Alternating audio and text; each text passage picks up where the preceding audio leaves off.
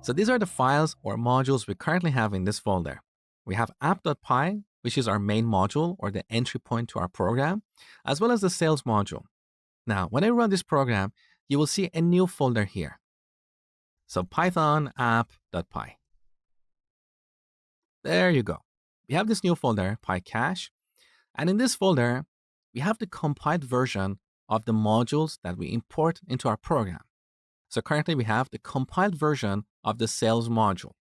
The reason Python stores these compiled files in this folder is to speed up module loading. So next time we run our program, Python will look at the content of this folder. And if we do have the compiled version of the sales module, Python will simply load that compiled version. So it will skip that compilation step, and this will result in faster loading of the sales module.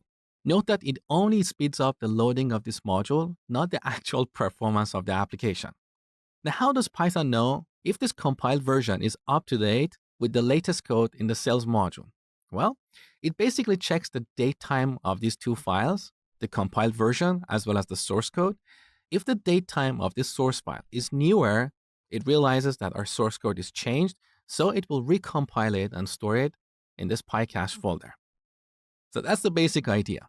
Now, this CPython 37 you see in the file name here represents the Python implementation used to compile this file. So we have compiled this file using CPython version 3.7.